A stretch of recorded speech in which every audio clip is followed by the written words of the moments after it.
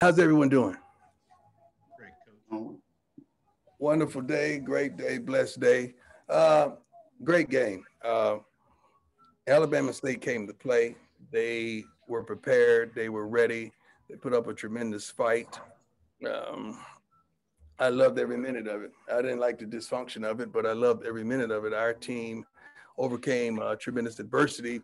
Just the scheduling and the traffic that got us there a little tardy that kind of threw off the rhythm early on in the game, and we started out tremendously slow because our guys weren't even there yet. They were still on the darn highway somewhere in traffic. But I got to give them credit. Um, they overcame that nonsense and they got out there and did what they needed to do and came on strong in the second half, which is a tribute to our strength and conditioning coach Mo that does a phenomenal job of conditioning our players. The second halves have been wonderful for us throughout the entire season. And it was a great homecoming. They put on a great show. I heard our band really did the doggone thing. Sonic Boom, God bless you. And I'm proud of them. I'm proud of everybody from Jackson State. Appreciate those comments, Coach. We'll now open up for questions. First question goes to Charles Bishop. How you doing, Coach? How you doing, boss man? I'm doing well. Hold on. I'm trying to see you. I like to see you when you talk. There you go. Yes, sir. I wanted to ask a little bit about fourth quarter. This is the one game this season where the things were still kind of in the balance during the fourth quarter, but you've had an 11-play, 78-yard drive. Talk a little bit about that drive itself and how gratifying it was to see Jackson State respond under those circumstances. Well, it seems as though Shador wasn't in rhythm. He didn't have his rhythm. He didn't have his whole that presence that he normally has, even though the statistics show otherwise. And we went into the tent and like, hey, let's go, baby. This is it. This is what the big dogs are made of. And he took us down, made some tremendous runs, got out of the pocket, ran to extend first downs quite a bit, which is unlike what he normally does. But he saw a situation that he took advantage of, and we made the plays that we needed to make. We needed to be there for our defense. They had been slightly dominant the whole darn game. I mean, I'm sitting up here looking at some of the statistics defensively. They played their butts off as usual, but we went down there and got it done. The mark of a good team is when you're not performing well, but you still overcome adversity and get the W. That says a lot. So I can't be critical of my guys. They overcame adversity and the coaches coached their butts off. A quick follow-up, Coach. You mentioned it earlier, but the unique circumstances in terms of getting to Montgomery and trying to, put your finger on the slow start. What do you make of that? That's on us, man. That's on us. That's on us, the people that's not on the field. We need to do a better job of preparing and getting our kids where they need to be. I mean, just getting to this. I think we had to be on the field at 110 or something like that. We had just gotten there and darn near one. So and I didn't want them to rush because everyone has routines, especially the quarterbacks. They have little routines they go through and little things they do, and you don't want to disrupt that consistency. And we always preach consistency, and we were not consistent for our kids, and that would never happen again. God, if God is willing. Sure thing. Thank you, Coach. Thank you, sir. Next question goes to Dr. Cavill. This is Kenyatta, Dr. Cavill's inside the HBCU Sports Lab. Good morning, Coach Sam. How you doing, sir? Doing well. As you said, your defense continues to play lights out, but I wanted to focus a little bit about the offensive side of the ball. The combination of being able to pass and rush the ball. Sevion Wilkerson continues to do his thing, but as a team, you had over 100 yards.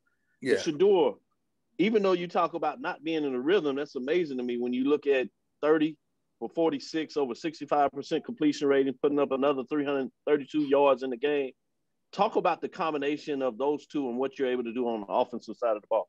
Well, I think we're getting a little like a days ago with the run because we throw the ball a heck of a lot and we're not as physical as we need to be. Wilkerson is wonderful. We have several backs that can get the job done.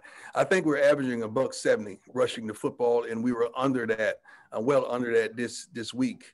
Shador added tremendous runs, which helped those numbers equate to what they were. But we got to be much more physical regarding the run because that gives us more balance. We could throw the ball with anyone. Sooner or later, you blitzes, we're going to make you pay. We may miss a few, but we're going to make you pay sooner or later. And with Shador, like we have brunch every Sunday morning. And my first statement to him is that you don't miss 16 players. You don't do that. You're better than that. See, it seems like it's not a lot, but to us, to our expectation that we have for one another, Shador is a young man that will miss 16 players with the football. He's truly accurate. That's one of his gifts. So we're going to go back to the lab, and he already has. He's going to get his shoulders checked out. He's a little banged up to make sure he's ready to go this weekend. Talking about going – go ahead. I'm sorry. No, go ahead. I'm sorry. I apologize. Oh, no problem. Going back to the lab, as you said, you turn to the next week's game against Bethune-Cookman on the road. You come in with a team that can do some things, but the record has not really showed in terms of wins. How do you continue to build on the consistency you talk about your team to get in there and do what you want to do offensively and defensively in this matchup? Well, that's on me and the coaches. We can't allow, just because you play a team, that record does not indicate who they are. Bethune-Cookman is a good program. They have a good coach. They have a good team.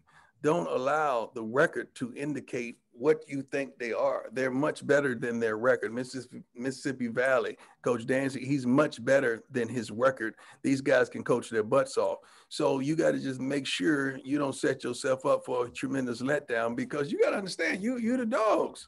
Everyone is hunting you. You're the ones. You're everyone's homecoming. And you got to go out there and do what you got to do, because everyone is going to be up to play against you, because they're measuring themselves by who we are. I heard all last week, y'all ain't this, y'all ain't that. Well, at the end of the game, we was up by 14. That's what I saw. And we didn't really play well. Consequently, you guys forced us to not play well, but we won by 2 touchdowns. That's pretty darn good. Good point. Thanks, Coach. Look forward to the matchup. Thank you, my man. I do too. Next question goes to James Hill. Hey, Coach Prime, I hope you and everybody at JSU are well. Can you talk a little bit about Shador, his development, even on a day where it's not all that, he's still all that? Talk about that gentleman as he continues to grind. I'm hearing a voice. Thank you. There you go. I keep hearing a voice, like someone has their mic on or whatever. His development, is that what the ending where you landed? Shador is a workhorse, man. He's a workaholic. I believe on the bye week, Shador had an appearance, he had a commercial he had to shoot in California. He got off the plane at midnight, and the kids are in a workout facility in Houston that flew down there and drove down there, his receivers, and they got it in at 2 o'clock in the morning. Then they got right back up the next day, and I think they were on the field again at 5 p.m. So that's just who he is. It's been many times in the summer that they felt like they didn't practice well. I'm getting ready to leave, and I'm going home, and I see the guys out there working, the whole offense working. I mean, like a machine, I'm like, dang, like they ain't playing. So that's the type of leader he is. I wish you could mic him. Well, we mic him so we could hear what he says. I wish the general public could hear what he says, besides the profanity at times. You can understand the type of leader and his expectation for routes and all of that. Like when I see, and I can tell when he's frustrated, you may not can tell on television, but I say, what's going on? He said, we busting too many darn routes. And he lights into them. Like he does not play about the perfection that he wants to attain for this offense. And Coach Brett is doing a wonderful job of dialing it up. I mean, you got to figure on it seems as though an off game, we only scored 26 points, I believe. I think we had 440 yards. Complete total offense. That's beneath what we normally have, but shoot, I know a lot of SWAC teams will take it.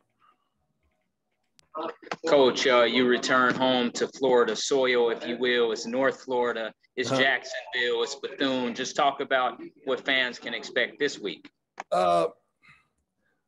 We're happy and elated to be playing in a professional stadium. Although I wish it was a smaller stadium, because I like the optics being well, especially for HBCUs. When the television camera pans around, I like things to look packed and filled, and people want to get in, not empty. And you could just say hello and it echoes hello. I don't want that situation in that huge stadium. But we're excited to go to Jacksonville to play. We're excited to go to Florida to play. I think we have close to 20 players that derive from the state of Florida that I'm going to try my best, even the walk-ons that may not even participate in the game, I'm going to try my best to make certain they go.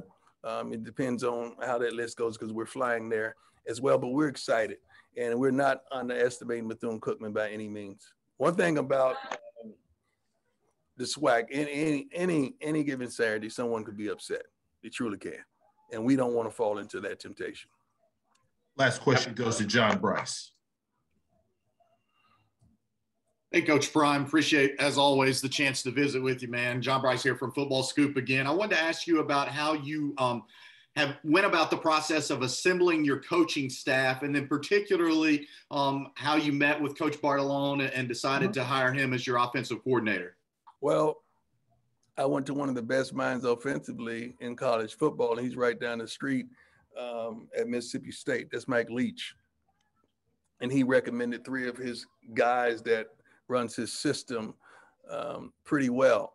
You got to understand, I knew what type of defense we had with Dennis Thurman leading the way, and then the guys that we recruited. Now, we still missing 3 starters on the defense that you haven't even seen yet. You've seen Travis, but he'll be back really soon. But I asked Dennis Thurman a true question. Can you handle 10 to 15 more snaps? And you got to understand that's a real question, because some defenses have a breaking point.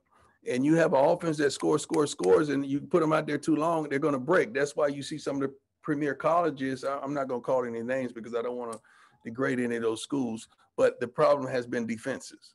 They score a lot, but they can't stop anybody. But I know we could stop somebody. So now the recipe is to score a lot.